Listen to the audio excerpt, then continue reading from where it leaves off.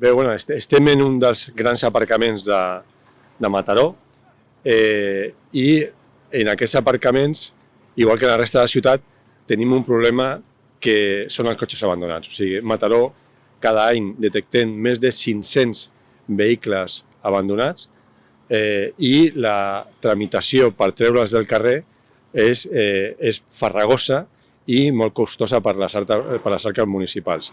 Ara el que volem fer és traslladar a la ciutadania que això no pot continuar, que aquest tipus d'actitud incíviques s'han d'acabar i que ha de ser el titular del cotxe qui se'n faci càrrec. No pot ser que al final algú pensi que ja vindrà l'Ajuntament, s'emportarà el cotxe i aquí s'acaba el problema. No, ha de ser el titular del cotxe qui se l'emporti. I si no se l'emporta, entrem en una fase de tolerància zero amb els cotxes abandonats. Els cartells que hem posat a les entrades i sortides d'aquests 9 principals estacionaments dissuasoris que tenim a la ciutat i és on més cotxes s'abandonen, ja deixa clar quines són les denúncies que se'n poden posar per abandonament del cotxe. La primera i més bàsica és l'estacionament abusiu per més de 15 dies. No tenim la intenció de denunciar els cotxes que estiguin més de 15 dies. Tenim la intenció de denunciar els cotxes abandonats que ja porten més de 15 dies per començar amb aquesta tramitació del cotxe abandonat. No portar assegurança, no portar la ITV. O sigui, la gent pensa que perquè el cotxe estigui aparcat i no estigui movent-se, no ha de tenir assegurança o no ha de tenir la ITV passada. No és així. Ha de tenir la ITV i ha de tenir l'assegurança. I nosaltres volem donar el missatge que també denunciarem per ITV i per assegurança els cotxes estacionats al carrer, sobretot els cotxes que tinguin signes d'abandonament. I si finalment el tramitem com a residu, que un cotxe abandonat el que és un residu, les multes poden arribar fins als 4.000 euros en els casos de que siguin residus que tinguin afectació, que facin contaminació al terra o d'altres circumstàncies. És a dir, estem parlant de que el comportament incívic de deixar un cotxe abandonat té conseqüències pel conjunt de la ciutadania que no pot gaudir de la rotació en l'estacionament, però pot tenir conseqüències molt greus pels titulars perquè els hi poden arribar moltes multes i finalment el cotxe serà retirat i desballestat en un gestor. En comptes de fer una cosa que és molt fàcil, posar-se en contacte amb un gestor de vehicles en un desballestament i els hi sortirà gratis. Els hi sortirà gratis. Què guanya una persona deixant el cotxe al carrer fent que la resta no puguin aparcar, fent que tinguem la ciutat embrutada per cotxes en mal estat quan portar-se el cotxe a un desballestament els hi sortiria gratis? Aquest és el plantejament. Tolerància zero contra els cotxes abandonats.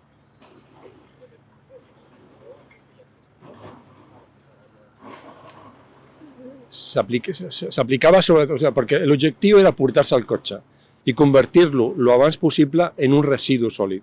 Un cotxe abandonat, si està ben aparcat, la grua normalment no se'l pot emportar per infracció d'estacionament, perquè està ben estacionat. En quin moment es pot portar la grua a un cotxe abandonat, ben aparcat? En el moment que es resol l'expedient administratiu que diu que això ja no és un cotxe, és un residu. Arribar a convertir un cotxe en un residu, la tramitació és llarguíssima, és llarguíssima.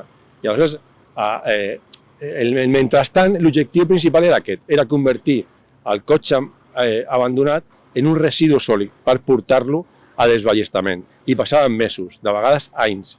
I ara el que diem és, anem a pressionar directament al titular, no li volem fer la feina, això acabarà sent, si no se l'emporta, un residu, i ja farem del residu, però volem pressionar el titular del cotxe. I coses que abans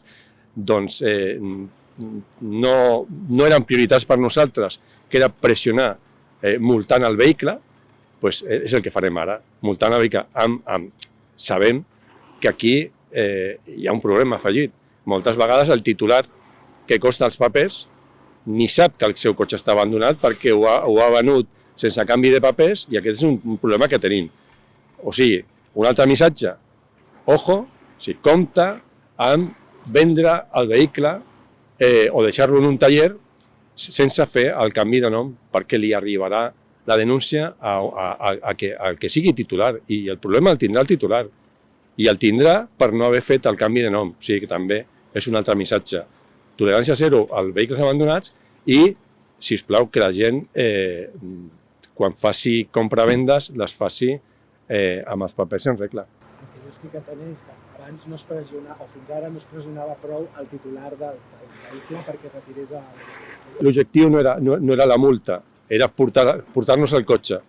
I ara pensem que si la gent no entén quines són les seves obligacions cíviques i com a propietaris d'un vehicle, pues, hauran d'entendre que l'administració que no pot fer és permetre's el luxe de que hi hagi centenars d'aparcaments de la ciutat que no puguin ser gaudits per la resta de la ciutadania, que hi hagi gent que vingui del treball i no trobi espai perquè hi hagi centenars de cotxes abandonats a Mataró, i això té un cost per a la ciutat, i el que volem és revertir el cost amb els infractors. Per tant, entenc que la pressió es fa a través d'aquestes multes paral·leles que deies d'ITV, assegurança, perquè, clar, la tramitació llarguíssima continuarà sent una tramitació llarguíssima, no? Si no s'arriba al titular, hem de fer publicacions als butlletins oficials, hem de deixar passar molt de temps per convertir-lo en un residu sòlid. Això dic que aquesta pressió realment no són els 4.000 que ja existien, però no es feia perquè la tramitació era molt llarga i suposo que no era prioritari, sinó a través d'aquestes petites multes per altres temes. O sigui, multar des del primer moment pensem que canviarà radicalment la postura de moltes persones que d'alguna manera s'han relaxat pensant que tenen dret a tenir un cotxe abandonat al carrer perquè paguen impostos. Això està molt estès. Pensar que perquè la gent paga impostos, el seu cotxe pot estar indefinidament al carrer. I això no pot ser. És un recurs escàs i com tal ho hem de tractar. Aquesta és la idea. Quants casos heu trobat arrel d'aquest any? Nosaltres acabarem l'any amb més de 500 expedients de cotxes abandonats. Que no vol dir que hem tret 500, o sigui que estem en tràmit de treure 500 vehicles cada any. I quina és la resposta dels propietaris? Hi ha un percentatge molt alt de propietaris que no els trobem perquè el vehicle no s'ha fet correctament el canvi de nom, l'adreça que posen ja no hi viu ningú, o sigui, hi ha molta casuística d'aquestes, molta casuística d'aquesta. Una altra actuació és que, mentrestant, ho hem fet a Rocafonda, ho hem fet a Tarradellas, ho podem fer aquí, és que de tant en tant fem neteges i aleshores els cotxes que queden fora de lloc també s'emporten per altres motius. De tant en tant hem de fer neteges en els pàrquings, en els aparcaments, i els cotxes que no han marxat ens emporten perquè clarament han quedat perquè estan abandonats. O sigui que és una forma de dir tampoc no hem de deixar que passi un any per portar-nos un cotxe perquè de vegades els hem de treure i els traiem per altres motius que no és el tràmit, sinó és per obres a la via pública, per neteja, que també és una qüestió que fem perquè algunes zones estiguin més netes. Ja dic que hi ha actuacions també d'aquest tipus. Pots explicar les multes a les que s'enfronten els titulars dels vehicles? És a dir, la primera multa que s'interposaria... Una multa per aparcar més de 15 dies, o sigui, amb abandonament, és a dir, he deixat el cotxe i m'he despreocupat d'ell. Estem parlant és una multa de 90 euros, una multa municipal de 90 euros. La d'assegurança, o sigui, aparcar un cotxe a Espanya sense assegurança pot arribar, si no m'equivoco, fins als 1.500 euros. Ara no tinc la foto de la...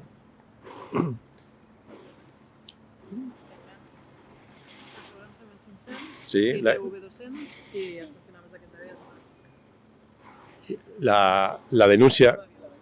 Sí, o sigui que la primera multa que es pot portar a un cotxe que està abandonat és aparcar, estacionar durant més de 15 dies, que són 90 euros, la multa municipal. Per aparcar sense tenir la ITV passada són 200 euros, amb el problema que, a més, que després no podrà passar a ITV perquè el cotxe està abandonat i se suposa que no té arreglo.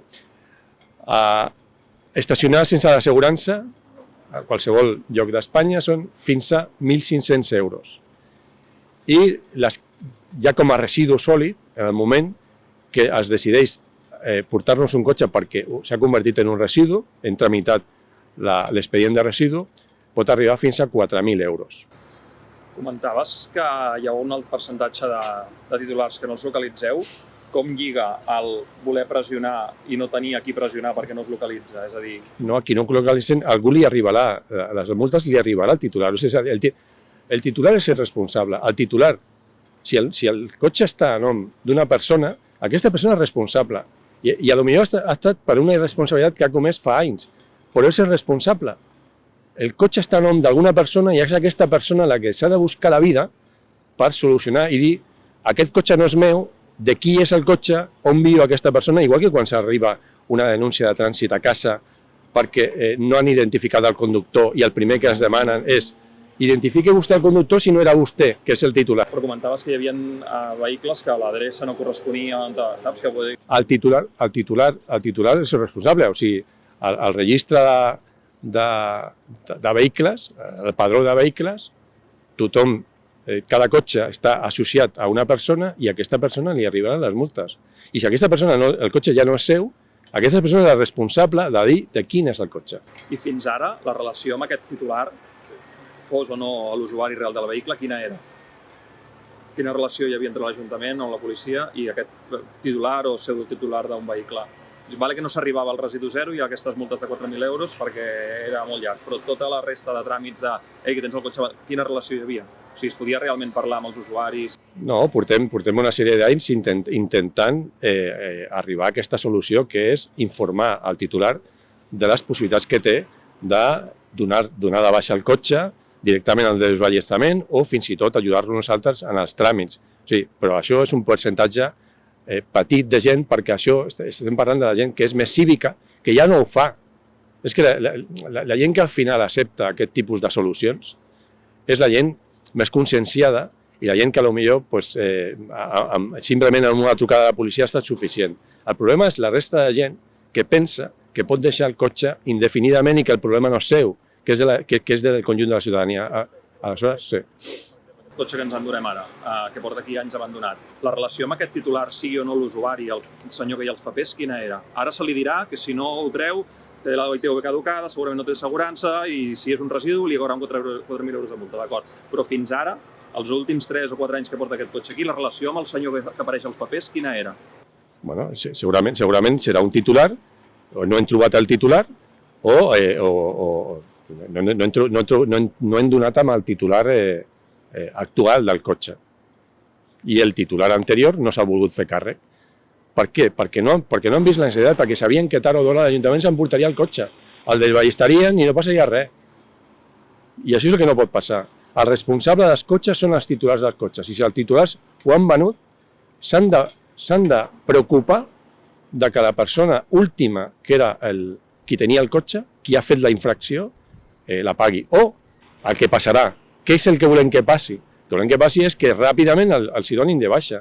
Abans de pagar aquestes multes, el que faran serà donar-se de baixa. Si el cotxe està al meu nom, encara que ja no sigui meu, abans de pagar una multa aniré a donar-lo de baixa. Aquesta és la realitat. Volem que donin de baixa els cotxes abandonats. I les multes tindran aquest efecte, que fins i tot el titular que ja pensava que el cotxe no era seu, però que està al seu nom, ja s'espavilarà per donar de baixa el cotxe, perquè si no acabarà havent de tenir que pagar la multa.